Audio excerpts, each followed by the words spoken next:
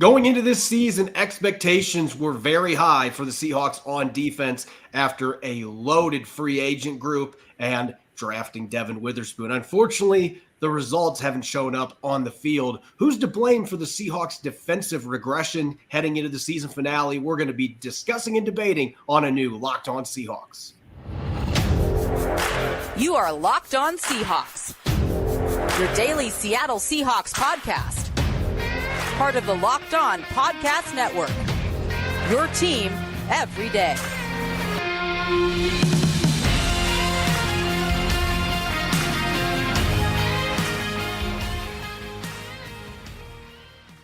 Greetings, 12. This is Corbin Smith, host of the Locked On Seahawks podcast, your daily Seahawks podcast, part of the Locked On Podcast Network, your team every day. Glad to be joined here on Matchup Wednesday by my co-host in crime, Rob Rang. And a special thanks to each and every one of the 12s out there. Thank you for making Locked On Seahawks your first listen 5 days a week, whether you're listening in Roanoke, Indiana, or in nearby Tacoma, Washington. We greatly appreciate each and every one of you. As we do each and every Wednesday, we're going to be diving into the matchups. And even though the Cardinals and Seahawks play regularly, there's a lot of new matchups we'll be looking at heading into this rematch with all the changes the Cardinals have had over the course of this season. And we're going to be discussing Seattle's defensive issues, who is to blame the most for what has been a really disappointing season overall on that side of the football. This episode is brought to you by Game Time. Download the Game Time app, create an account, and use the code LOCKEDON for $20 off your first purchase. Now for your lead story here on Matchup Wednesday on the Locked On Seahawks podcast. Going into the 2023 season, expectations were quite high for the Seahawks on defense. They had added Draymond Jones, Jaron Reed, Bobby Wagner in free agency. They invested a top 5 pick in Devin Witherspoon. They had a finalist for the Rookie of the Year, Rick Woolen, coming back. A number of other really talented players. They were hoping to have a healthy Jamal Adams back. Expectations were really high for a group that, quite frankly, was underwhelming most of last season. And unfortunately, Rob, it just hasn't happened as we expected this year, particularly in the second half. The run defense has regressed after that mirage of the first 5 games. The pass rush has been good in terms of sacks, but inconsistent otherwise, and they've given up a lot of explosives in the passing game. They're ranked 24th in points allowed. They're near the bottom of the league in almost every other meaningful category, which leaves fans to wonder, with 1 game left, who is to blame most for this not working out? Because on paper, at least, this looks like it should be a pretty solid defense, and it just hasn't played as well as expected this year. Well, I think that's a great way of explaining it, Corbin. As you said, over the first 5 games, the Seahawks were very successful in slowing down the run. Of course, you attended this last game against the Pittsburgh Steelers. And on the Fox telecast, for those of us watching from home or from somewhere other than Lumen Field, Fox now put it out there that the Seahawks actually ranked dead last in all of the NFL in rushing yards allowed since those first 5 games. And so the number 5 here, I think, is applicable because I think there's 5 different groups that deserve a little bit of blame for all of this. And certainly the one I think that deserves the most blame is the man who wears the crown. Heavy is the head that wears the crown, and that's Pete Carroll, of course. And I just think that when you look at all of the additions that the Seahawks have made, I think that you certainly have to throw out the general manager and John Schneider. I think you also have to mention the assistant coaches, whether it be the defensive coordinator, Clint Hurtt, whether it be the regression that we've seen at the cornerback with Rick Woolen. You have a new defensive back coach out there, a relatively new, and Carl Scott and Deshaun Shedd. I think that they deserve a little bit of the blame in this way. I think that the media, and I'll raise my hand up here as a member of the media, that I think that we created this expectation based on the fact that the Seahawks, of course, made the playoffs a year ago when expectations were as dirt low as they have ever been during the Pete Carroll era. Of course, the Seahawks traded away Russell Wilson the year after they failed to make the playoffs, then do make the playoffs, and with that glory of reaching the postseason also comes with it a more difficult schedule. And I think that, again, the expectations were raised this year, despite the fact that the Seahawks, frankly, barely snuck into the playoffs a year ago. They're in the exact same situation they are now, needing help in week 18 just to qualify for the playoffs in the first damn place. And then finally, I think the players deserve a great deal of blame for this. There is a player like Arik Woolen, for example, who, again, it's more about I always struggle to use the word effort, but the reality is that missed open field tackles, I think, is something about effort and toughness. And so I think that there are multiple players, not just at the cornerback position, but multiple players on the defensive side of the ball who I believe deserve their fair share of the blame as well. But again, the one who I think deserves the most blame is the man who is in charge, and that ultimately being the head coach and the chief decision maker in Seattle, that being Pete Carroll. I will first say one person that I don't believe deserves blame in this, and maybe I guess you could say there's a small piece of the pie, but John Schneider is the one guy in this group that I've seen a few 12s out there mentioning, well, the drafts back in 2018, 2019. Okay, you can look at those, but then look at the last 2 years. Devin Witherspoon's been banged up. He's missed a few games, but when he's been healthy, he's been, again, a dynamic playmaker. That has been a really nice pick. Boye Mafe is approaching double-digit sacks, and I know the second half he has not been as good overall, but he still had a very strong sophomore season. You have been able to add a lot of talent in the draft, and I think the free agency aspect, yes, the Draymond Jones addition, that one to this point has not worked out as planned, but Bobby Wagner's got 168 tackles. He's still done a lot of good things. Devin Bush, when they've had to play him, he's, I guess, a serviceable linebacker. He's been a solid insurance guy to have around. Julian Love has been hit and miss, but he's gotten Defensive Player of the Week a few weeks ago, so he's had his moments. And Jaron Reed, bang for buck, has been the best addition the Seahawks have had, bringing him back. And I think the Leonard Williams trade, a lot of people are looking at that second-round pick like, man, I wish we had that. But Leonard Williams has not been the reason that this Seahawks defense has played so poorly. He has been one of the few bright spots. Had another sack the other day against the Steelers, and going back and watching the tape, he had a couple nice run stops. I don't feel like the interior defensive line was really the issue for most of that game, slowing down Najee Harris and Jalen Warren. So I think John Schneider, he's safe. He has done a really nice job building this roster back up, and I think that puts even more blame here on Pete Carroll. And I kind of hinted at this a little bit yesterday. I'm going to put this graphic up again for those of you watching on YouTube. This is a pattern here. Since 2017, when Chris Richard was still the defensive coordinator, he was elevated from a secondary position to replace Dan Quinn. Then they fired him. Ken Norton Jr., he moves from linebacker coach to defensive coordinator, another internal hire. He's there for 4 seasons. Clint Hurtt going from D-line to defensive coordinator. There are a lot of troubling patterns here. 3 of the past 5 years, they've been 22nd or worse in scoring defense. They have been 27th or worse in pass defense 3 of those 5 seasons. The last 2 years with Clint Hurtt, they've been 30th in run defense. This year, they're 22nd in turnovers. That has been the one thing they've been consistently good at, regardless of who the coordinator is. And even that hasn't happened this year. So there's a pattern here. All these internal hirings, I mentioned this yesterday, I'm fine with Pete Carroll being back next season because I think he's a really good coach if you are able to talk him into bringing in a defensive coordinator that is proven from outside the organization, because this charade, this is a big enough time sample here. We're talking all the way back to 2017. They've had one scoring defense that's been even close to top 10, and that was 11th. All the other years, it's been 15th or worse, a bunch of them in the 20s. This clue is not.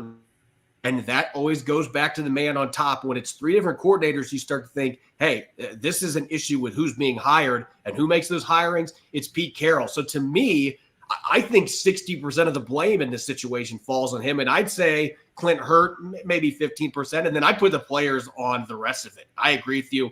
At the end of the day, the coaches can only do so much. And watching that film on Sunday, there were plenty of plays where the scheme wasn't the issue. It was the effort or the lack of execution. That is on the players in that instance. But I definitely think in this case, it all goes back to the guy at the top. And he's been credited for a lot of Seattle success over the years. You also got to deal with the other end of the spectrum. And I think it does create some interesting conversations for this offseason.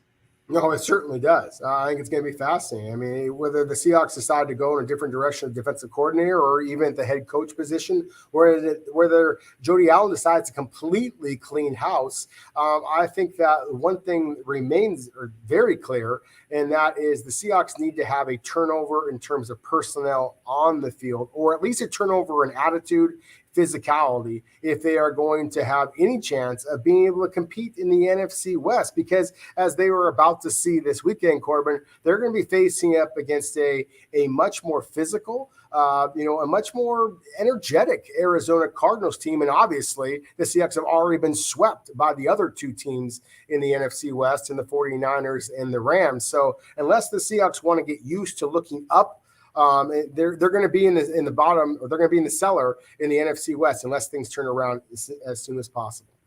Speaking of that matchup, it's time for Matchup Wednesday. We're going to switch gears this week. We've been changing things up with the Seahawks lose.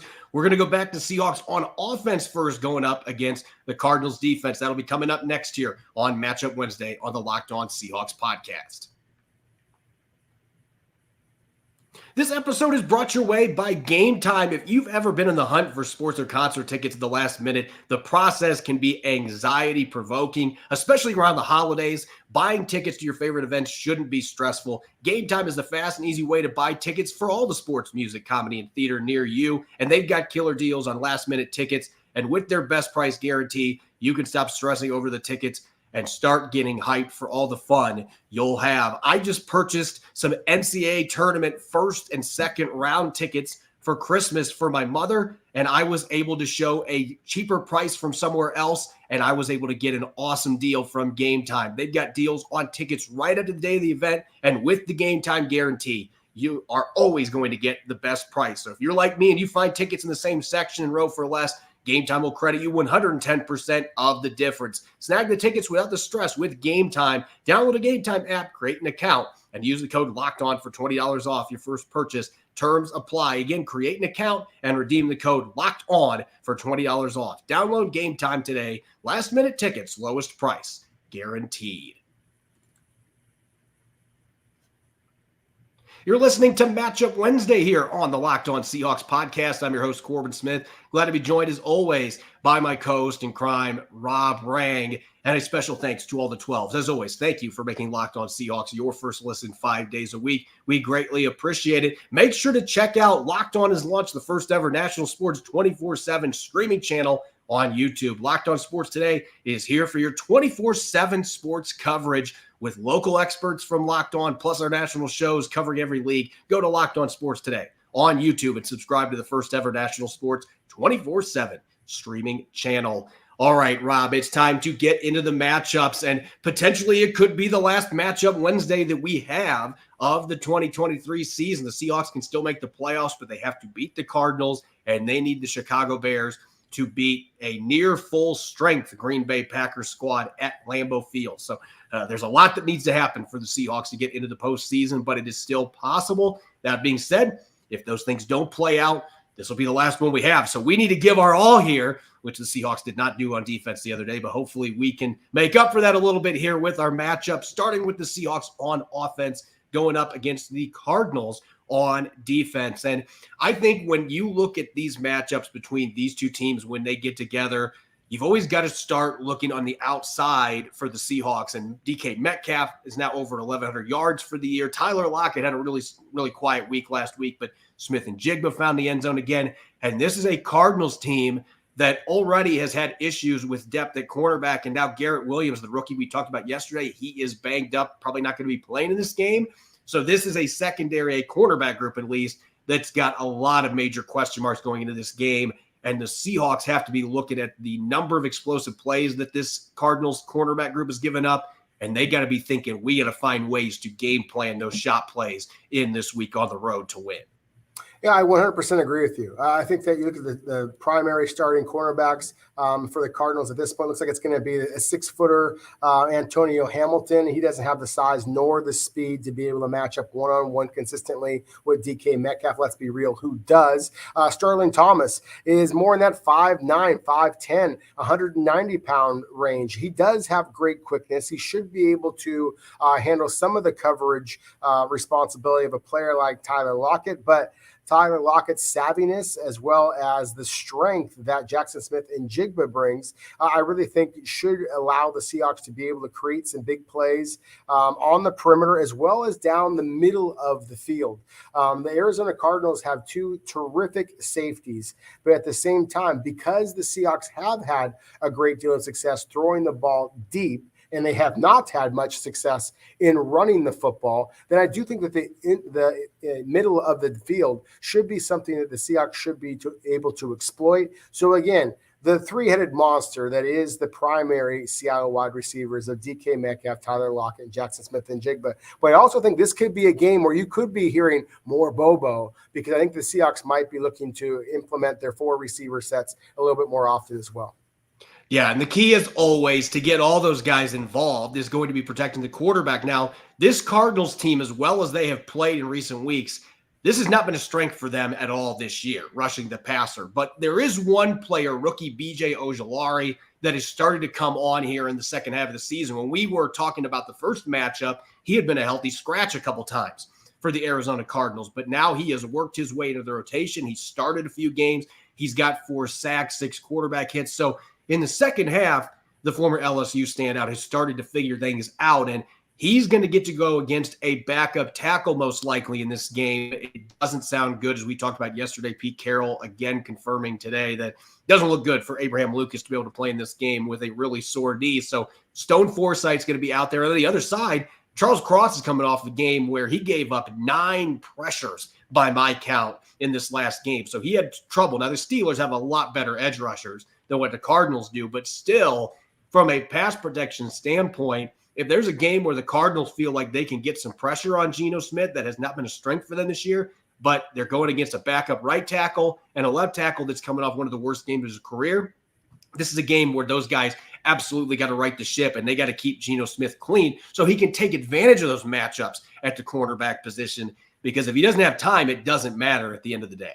Yeah, it really doesn't. And that's why I think that this is a critical matchup for the Seahawks. As you mentioned, Abraham Lucas likely not going to be able to play in this game. The Stone Forsythe is going to be thrust back into the starting role. And a player like B.J. Ojulari, he is 6'2.5", 260 pounds, Corbin. He's not as long as some of the other edge rushers out there. But what he does have is very good quickness and very good bull rush. And that is one of the things a much taller player like a Stone Forsythe has proven himself vulnerable to in the past. So this is kind of a contrasting style of players here. And the tall, lanky Stone Forsythe, who I thought played pretty darn well against the Pittsburgh Steelers, but now that the Cardinals are basically going to be able to game plan for his specific strengths and weaknesses, I really do think that that's an interesting matchup. I love that you mentioned Charles Cross, who did struggle against Pittsburgh. The Arizona Cardinals are not particularly deep at edge rusher. Zaven Collins has played inside and outside linebacker. Wouldn't be surprised at all if the Cardinals try to increase the amount of pressure on Geno Smith. As we talked about, obviously they have some limitations at the cornerback spot due to injuries. So, of course, with being at home, I think that they're going to try to increase the pressure that much more on Geno Smith. So I wouldn't be surprised at all if Zaven Collins, more of a traditional 6'4", 255-pounder, that he might be able to come off the edge a little bit to try and provide some pressure on Smith. This is going to feel like a broken record for our last key positional battle here, because I can't remember the last game that the Seahawks played against a team that had healthy starting linebackers. It feels like it's been a couple months. Now, they didn't get to take advantage of that this past week against the Pittsburgh Steelers. Ken Walker III had a really good second quarter, and then he banged his shoulder, wasn't able to do much in the second half. The Seahawks couldn't get anything going to the run game in those last 2 quarters. But this is a Cardinals squad that has had a bunch of injuries at the linebacker spot. We talked about Kaiser White earlier in the Week 7 matchup, and he is now out for this game. He's out for the rest of the season. He's been on injured reserve. So Kaiser White's not going to be out there, and they're going to be leaning on a couple of unproven young players that haven't gotten very many snaps, including rookie Owen Pepo, who has only made 8 tackles this year in his limited action. He's going to be starting in the middle. So this has got to be a game for the Seahawks. You got to be able to move some guys up front and get that run game going. The Cardinals have had their issues defending the run throughout the year, and now you got backup third-string linebackers in there. You have to take advantage of that depth issue and have a more balanced offense. That by itself can open up some of those deep balls for Geno Smith to his stud receivers. It should. It remains to be seen if the Seahawks are going to be able to take advantage of this. As I, tried to articulate in yesterday's show, Corbin, the Seahawks have only had one 100-yard rusher all season long. That was Ken Walker III, who ran for a grand total of 105 yards against the same Arizona Cardinals way back in week 7. We'll see if they're able to duplicate that. I like the fact that you mentioned the rookie from Auburn, Pepo. I mean, he is a physical linebacker, though, so you are going to have to elude him because he knocks down typically whatever he hits. And so this is going to be an interesting matchup. Chris Barnes, the other inside linebacker for the Arizona Cardinals, similarly is not an elite athlete, but he is a good physical tackler. So again, this is a Arizona Cardinals team that maybe doesn't have a bunch of name recognition, but at the same time, they have physicality on their side. And so it's going to be quite the battle for the Seahawks. They're going to have to strap them up if they want to be able to be the team that runs for the most yards in this football game. Ultimately, that is what's going to determine who I think wins this football game. Physicality has been the Achilles heel for the Seahawks. As you mentioned yesterday, this Cardinals team, they've got flaws. They're not as talented on paper, but one thing that they may have an advantage with, this team will hit you. They will play a physical brand of football. Up next, we're going to switch gears. Seahawks on defense going up against Kyler Murray and the Cardinals offense. Don't go away. You're listening to Matchup Wednesday here on the Locked On Seahawks podcast. This episode is brought to you by FanDuel. The NFL regular season is wrapping up, but there's still time to get in on the action with FanDuel, America's #1 sportsbook. Right now, new customers get $150 in bonus bets with any winning $5 moneyline bet. That's $150. If you've been thinking about joining FanDuel, there's no better time to get in the action here at the end of the season. The app is so easy to use, and they have a wide range of betting options that you can easily find in the Parlay Hub, including spreads. The Seahawks being a slim favorite over the Cardinals on the road in Week 18. Player props such as Geno Smith's total passing yards for the season finale, over-unders, and much more. Visit FanDuel.com/lockedon right now and make your first bet a layup. FanDuel, official partner of the NFL. You're listening to Matchup Wednesday here on the Locked On Seahawks podcast. I'm your host, Corbin Smith. Glad to be joined, as always, by my co-host in crime, Rob Ragg. And a special thanks to each and every one of the 12s out there for tuning in and making Locked On Seahawks your first listen 5 days a week. It's Matchup Wednesday. We already have looked at Seahawks on offense against Cardinals on defense, and where the real changes are going to be compared to the first matchup between these teams, though, is going to be on the other side of the football. When these teams met in Week 7, Josh Dobbs was playing quarterback for the Arizona Cardinals. James Conner was on injured reserve. They did have Marquise Brown for that game. He is out for this game and will miss the season finale, but still, the Cardinals have their star quarterback. They've got their standout running back. And I think that's where we've got to start when we're talking about this Matchup Wednesday episode. After watching the Pittsburgh Steelers just road grade the Seattle Seahawks defense this past week with over 200 rushing yards, the Cardinals did the same thing to the Philadelphia Eagles, who have a pretty stout defensive line. They were able to run for over 200 yards, and James Conner was at the center of that, a punishing, bruising ball carrier that likes to push the pile, can break arm tackles, an underrated receiver, and I think more elusive than people give him credit for, but over 800 rushing yards this year, 6 touchdowns. He's a guy that when he gets in the red zone, he has a nose for getting into the end zone, and so that pressure is going to be on Bobby Wagner. You're hoping Jordan Brooks is going to be back. Pete Carroll, his update today, he was able to get through what report looks like, but they're hoping they can get Jordan Brooks back out there for this weekend. that would be crucial when going up against one of the better rushing attacks in the NFL. I believe the Cardinals are ranked 6th right now, Rob, in rushing yards for the season. This is an offense with a lot of capabilities in the run game, and that has been Seattle's kryptonite for most of this season. It really has. Obviously, when you bring back a dual threat like Kyler Murray at the quarterback position who can, scamper and scramble his way to big yardage as well, it's only going to make an already formidable Arizona running game that much stronger. But as I, again, mentioned a moment ago, the Seahawks have only one time had a single rusher go for over 100 yards. Only 6 times in 16 games so far this season have they, as a team, been able to get to 100 yards. The Cardinals have done that twice as many times, and they've won a total of 5 games. So, again, they have run for over 100 yards as a team 12 of the 16 games that they've played so far this season, including against the Seahawks previously. Even in the loss, they ran for 200 plus 2 of the last 3 games, including in the victory against the Eagles, as well as in the loss against the mighty San Francisco 49ers. 200 plus rushing yards against the 49ers and their formidable linebackers. I think the Seahawks should be terrified of this matchup, just because of the fact of the way that they gave up so many big yards in the matchup a week ago against the Pittsburgh Steelers. I don't give a damn if it's Jordan Brooks or Jack Lambert on the field for the Seahawks. They're going to have to bring some physicality. Otherwise, the Arizona Cardinals are going to make the Pittsburgh Steelers look like the JV team, because the Cardinals will run the ball right down your throat. And the Seahawks, of course, had the advantage of being at home. What's going to happen when they are in Arizona?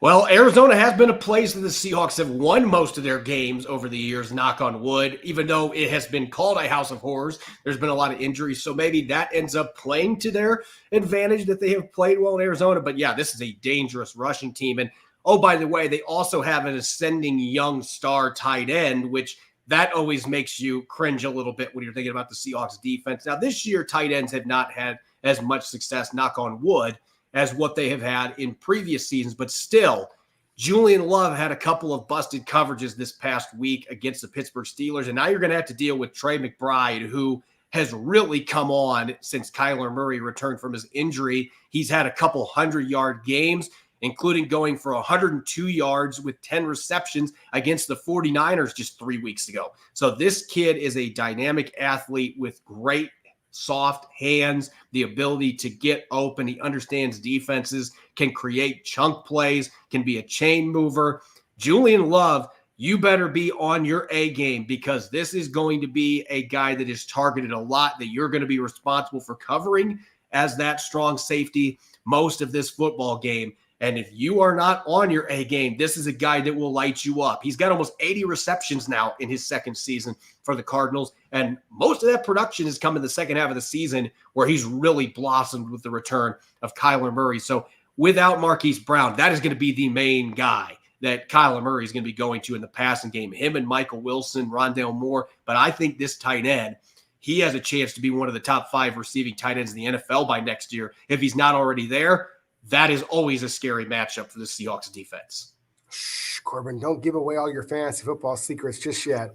I 100% agree with you as far as Trey McBride. He leads the Cardinals in receptions and receiving yards. He's only got a couple of touchdowns, but we know that the Seahawks have struggled historically against tight ends, and that was one of the things I think was kind of lost in all the shuffle, all the negativity about Seattle's inability to slow down the Pittsburgh Steelers running game or their dynamic receiver, George Pickens, was just how often Pat Freiermuth, also the Pittsburgh's tight end, was able to shake himself free, and how many broken tackles that he accumulated. Same kind of thing with Trey McBride. He is not the big physical, powerful guy that Pat Freiermuth is, but he is more agile. He's quick. And you mentioned his soft hands, terrific hands. I mean, there's a reason why a kid that played at Colorado State won the John Mackey Award as the nation's best tight end, because the kid can flat ball. Yeah. And so, again, considering how often that Seattle has struggled against tight ends, considering the fact that Julian Love is going to have to be trying to play downhill to slow down that running game, I do worry that the Arizona tight end might be able to shake himself free, not only for another big game in terms of down the field, but also in the end zone as well. You and I were talking before the show, and If the Cardinals were full strength on the offensive line, we might be talking about Boye Mafe here going up against DJ Humphries. But unfortunately for the Cardinals, Humphries suffered a torn ACL in their big win over the Eagles. So he obviously will not be participating in this game.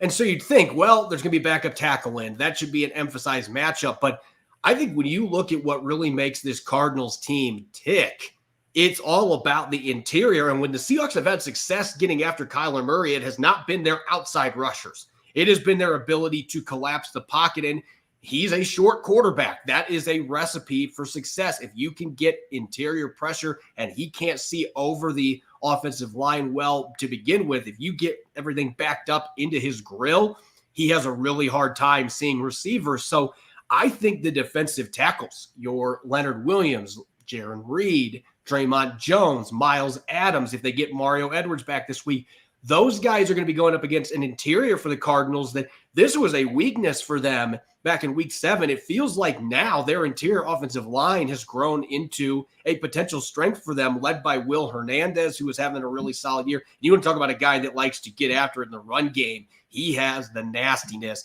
and he gets after it. James Conner likes running behind him. This is a team that has turned that interior O-line into one of their better position groups, surprisingly. And so this D-line, the interior for the Seahawks, they are going to have to get after it. They're going to have to be physical at the point of attack in the run game, and you've got to be able to collapse that pocket down on Kyler Murray, because that has been a proven way to fluster him and make it difficult for him to get passes off in the past. Yeah, I think you could make we could break down the entire Arizona Cardinals offensive line, Corbin, because I think that basically what they have done, the head coach on again, I think, is just kind of taken that KISS principle, that keep it simple, stupid kind of a principle here, and just like, okay, we're maybe not the most talented team in terms of the offensive line, especially among the interior of the offensive line. But if we're physical at the point of attack and if we run the ball downhill, we can be effective. And the middle three really have taken off. You mentioned the right guard, Will Hernandez. He's a player I was really, really high on a UTEP a couple of years ago, got drafted by the Giants, and I think has really played even better here in Arizona than he ever did in the Meadowlands. Yelda Froholt, the center. This is the center that I kind of envision that the Seahawks, if they want to play downhill football, need a guy who's 6'5", 315 pounds, and he's just powerful at the point of attack. At the left guard position, they had a kid, Elijah Wilkinson, who had struggled. The Seahawks were able to beat him a couple of different times, way back in the game at Lumen Field. But again, in the running game, he has actually emerged as one of the Cardinals' most formidable offensive linemen. And so another 6'4", 315 pound, he came out of UMass. So these are not highly drafted players in the most part. Will Hernandez being, I think, was a second or third round pick, but still is a transplant from or a free agent from the New York Giants. The two offensive tackles at this point, you have the rookie in Paris Johnson, and of course, the first round pick out of Ohio State. He is better in pass protection at this point, but he has made strides in the running game. And then at the left tackle position, as you mentioned, another former first round pick, DJ Humphries, went down with the injury. That you would think would mean a negative for the Arizona Cardinals and a good thing for the Seahawks. And in some ways it is, because the player is going to replace him, Kelvin Beachum, is 6'3", 305 pounds. He doesn't have the length or the foot quickness to be able to handle a steady diet of pass rushers like from a Boye Mafe or a Darrell Taylor or whoever the Seahawks are going to be throwing out there at that outside edge rusher position. But at 6'3", 305 pounds, he does have the leverage advantage. So if the Cardinals want to do what they have been doing so well against what the Seahawks have been doing so poorly, run and defend the run, then I actually think this might be an advantage for the Arizona Cardinals. And that's why I think, again, that this is the entire offensive line for the Arizona Cardinals is something the Seahawks are going to have to try to take apart. I don't think it's going to be the easy mop-up kind of game, layup kind of a game that a lot of people were anticipating when they first saw this game on the schedule. As always, you can follow me on X and Threads at Corbin Smith NFL. You can follow Rob at Rob Rang. Subscribe and follow Locked On Seahawks on YouTube or wherever you listen to your podcast to make sure you don't miss a single episode. We'll have what could be our final crossover Thursday of the year with Alex Clancy of Locked On Cardinals coming your way tomorrow. Always a blast when Alex and I get together to talk about the two NFC West rivals. You won't want to miss that episode. Enjoy the rest of your Wednesday. Go Hawks.